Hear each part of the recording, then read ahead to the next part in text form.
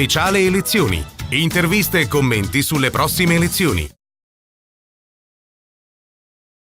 Ben ritrovati agli amici di Radio Veneto 1 per un nuovo spazio di approfondimento per presentare programmi e candidati in vista delle elezioni politiche del 4 marzo 2018. Nostra ospite Laura Puppato, ben trovata, grazie per essere ancora con noi. Grazie a voi. Laura Puppato, senatrice del Partito Democratico e candidata per il PD, per la coalizione del centro-sinistra, sempre al Senato, nel collegio uninominale di Castelfranco, Montebelluna e poi della provincia di Belluno e di parte della provincia di Venezia, e anche candidata nel collegio invece plurinominale di Treviso, Belluno, Venezia e Rovigo. Laura Puppato, parliamo di ambiente, materia molto vasta, molto ampia, tra l'altro ma ci sono anche delle buone notizie che riguardano l'Italia, perché dopo che per molti anni l'Europa ci aveva, per così dire, giustamente bastonato, aveva colpito duro, ora invece proprio dall'Europa è arrivata questa buona notizia che l'Italia è in testa alla classifica per il minor numero di infrazioni per i reati proprio in materia ambientale. Quindi insomma una buona notizia. Ciò non toglie che ci sia ancora molto da lavorare su questo settore, soprattutto mi permetta il gioco di parole, in funzione del lavoro, perché appunto poi l'ambiente può essere anche fonte di occupazione, a partire ad esempio dal tema delle energie rinnovabili, ma anche appunto molti altri aspetti su cui bisogna incentivare di cui bisogna incentivare lo sviluppo.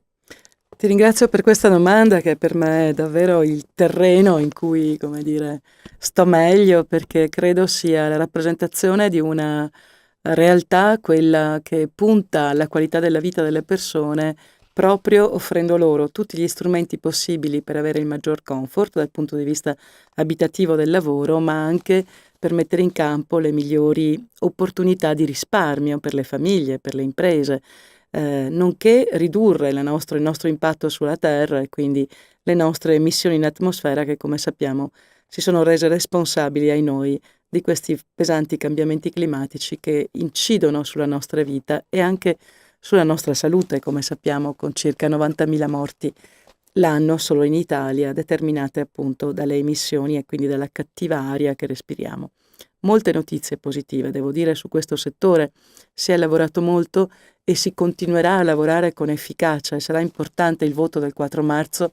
per decidere insieme quale strada vogliamo, anche per i nostri figli intendo, nel senso che quale futuro vogliamo preparare loro, no? Se è un futuro pericoloso, un futuro in cui non c'è attenzione alla terra nella quale vivranno, o invece un futuro in cui loro si renderanno conto che noi abbiamo rispettato i loro diritti, anche di persone che dovranno vivere su una terra sana, diciamo, con delle opportunità vere. Ebbene, cominciamo col dire, rispondendo alla tua domanda, che oggi abbiamo una notizia bellissima, perché l'Italia è diventata da maglia nera a maglia rosa. Da 121 infrazioni comunitarie siamo passati a 58, siamo il paese dell'Europa, il paese occidentale, quindi il paese importante dell'Europa con minori infrazioni comunitarie. E al di là di questo numero, che ovviamente ci rende orgogliosi, perché vuol dire che abbiamo ridotto di molto la nostra grave lacuna, non solo in ambito ambientale, in ambito rifiuti, in ambito bonifiche, in ambito qualità dell'aria, in molti altri settori, compresi l'agricoltura naturalmente, la giustizia, come si diceva, e quant'altro, ma la notizia buona è che essere passati da 121 a 58 infrazioni comunitarie ci aiuta a risparmiare 2 miliardi l'anno di sole infrazioni. E poi immaginate quante cose positive per l'ambiente si possano fare, come si possa per esempio incidere sulle smart city, cioè sulle città intelligenti, con la banda larga che vogliamo portare a 5 giga, come è noto, in tutto il paese, che stiamo portando tra l'altro con la banda larga in tutto il paese, e con le infrastrutture, puntando moltissimo appunto sul trasporto pubblico locale e sulle ferrovie, ma anche continuando a spingere l'acceleratore su alcune cose molto rilevanti per le famiglie e le imprese. Prima di tutto l'ecobonus. Voglio ricordare che da 4 anni a questa parte, in una progressione positiva, siamo andati ad avere un incremento di oltre 30 miliardi. Non abbiamo i dati definitivi, ma sappiamo che sono oltre i 30 miliardi di lavoro solo per le coibentazioni, solo per esempio per realizzare i pannelli fotovoltaici piuttosto che i pannelli solari sui propri tetti, per mettere in sicurezza l'abitazione, perché con l'85% di credito fiscale naturalmente è conveniente mettere anche in sicurezza la propria abitazione, avendo un'Italia che purtroppo dal punto di vista tellurico viviamo con un rischio terremoti costante, e quindi sapere che la nostra casa è antisismica, che la scuola dei nostri figli è antisismica, che l'azienda in cui lavoriamo è antisismica non è una cosa da poco, e tutto questo è stato fortissimamente aiutato con piani appunto impegnativi dal punto di vista economico. Ricordo solo quello per le scuole con 9 miliardi e 400 milioni di euro che sono stati investiti come non mai prima d'ora proprio sugli istituti scolastici in relazione a questo. Quindi il tema dell'ecobonus ha portato una quantità di lavoro impressionante. La green economy, cioè l'economia verde, che è in realtà l'economia che produce attraverso anche l'economia circolare quei prodotti, diciamo, recuperando completamente tutto quello che è possibile recuperare dalla materia prima e andando a creare un'industria sostanzialmente che non sfrutta materie prime, che peraltro non abbiamo e dobbiamo acquistare negli altri paesi del mondo, con un rischio anche connesso naturalmente con la bilancia dei pagamenti e con l'aumento dei costi, spesso non dipendenti semplicemente da fattori obiettivi, ma magari con i future, quindi con questi meccanismi finanziari pessimi che alla fine aumentano molto i costi delle materie prime e sviluppano quelle corse sfrenate, diciamo, ad incrementare questi costi. Quindi insomma per noi lavorare molto sull'economia circolare, fare in modo che con Industria 4.0, con la Sabatini-ter, con l'iperammortamento, il superammortamento, con tutto quello che abbiamo messo in campo nel corso di questi 3-4 anni, e che le imprese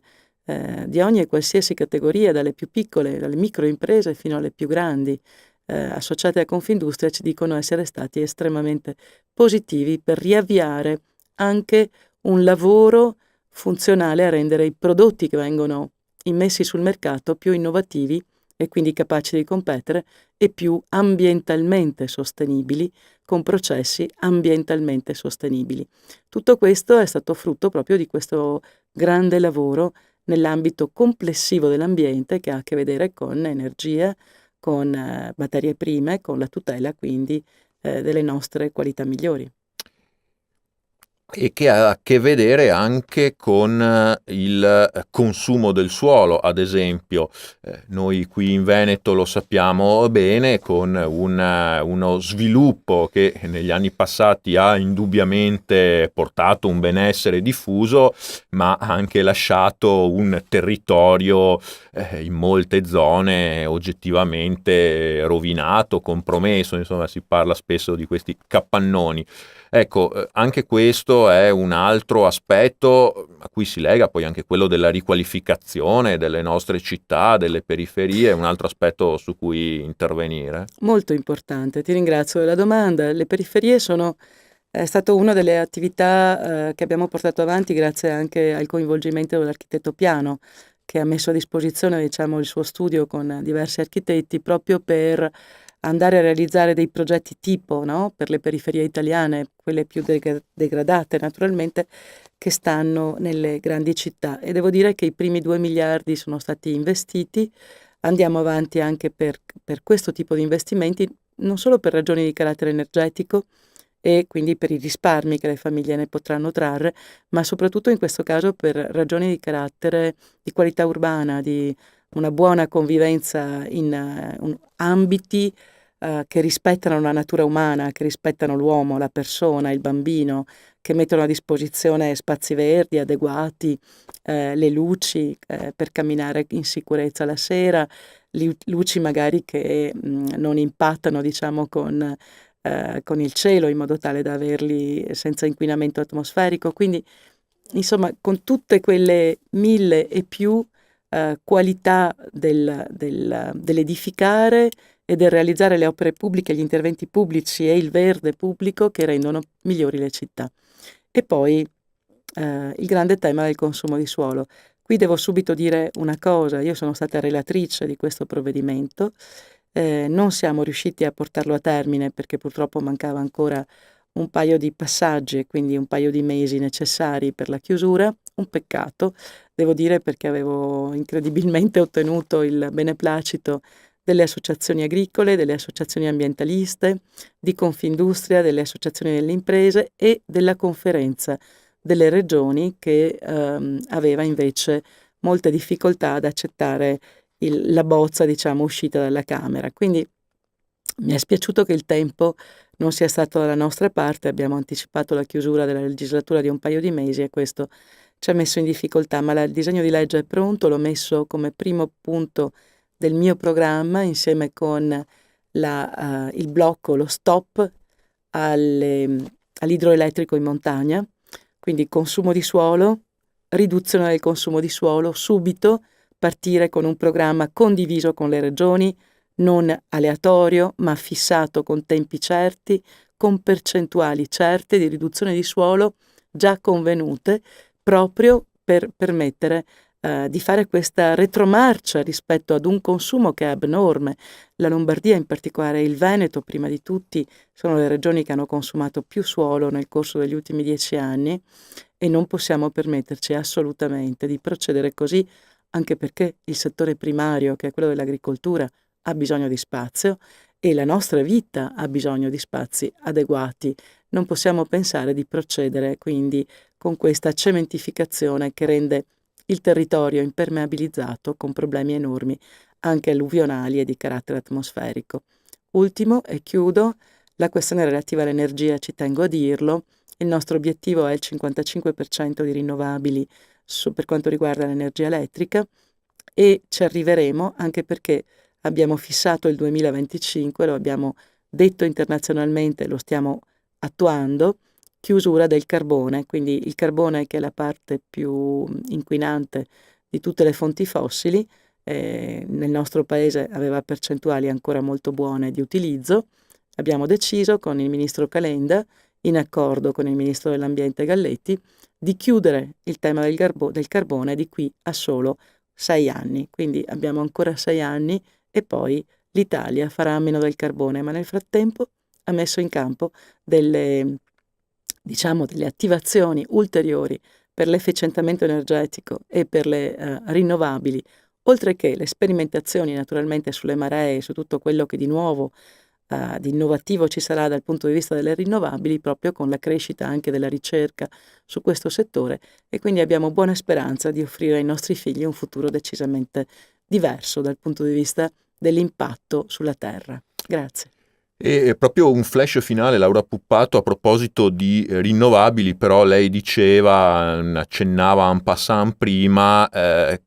con attenzione una limitazione all'idroelettrico, anche Sì. lì lo sappiamo, Sì. è stata una fonte fortemente sfruttata qui in Veneto, in montagna, insomma, senza andare a citare Certo. il dramma del Vajont, però insomma quasi tutte le nostre valli hanno una diga, uno sbarramento e anche quello è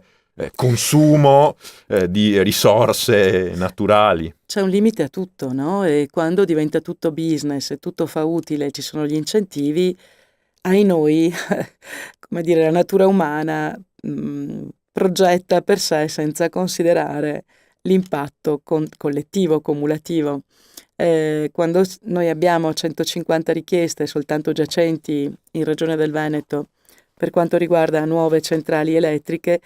concorsi dei fiumi che sono continuamente interrotti da micro e piccole e medie centrali, evidentemente stiamo danneggiando anche il paesaggio e sfruttando in maniera probabilmente inaudita e quindi non più possibile, i fiumi. Tra l'altro nel 2019, voglio ricordarlo, e ne abbiamo parlato con gli agricoltori proprio l'altro giorno di Coldiretti, c'è un nostro impegno rispetto all'obbligo europeo, per cui passiamo per i fiumi da un flusso minimo vitale, come era oggi, da garantire, a un flusso ecologico di ben diversa portata. Dobbiamo quindi utilizzare i bacini per quanto riguarda diciamo, la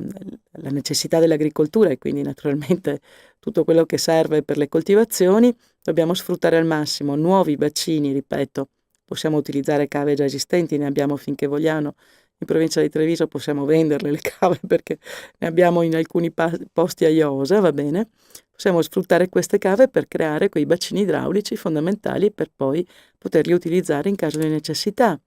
Così come dobbiamo, visto che le tecnologie ci sono, visto che le informazioni ci sono, velocizzare. Parliamo di 30.000 ettari soltanto per quanto riguarda la zona del Consorzio Piave, quindi tutta la zona, diciamo, che prende larga parte della provincia di Treviso, per esempio, 30.000 ettari che vanno modificati da un impianto a pioggia, che come noto è estremamente dispersivo e poco efficace, a impianti a goccia funzionali alle effettive necessità, con anche l'utilizzo di droni, per esempio, per riuscire a capire se le piante hanno davvero sete o non si stia dando da bere a delle piante che sete non hanno, con uno spreco che non possiamo più permetterci.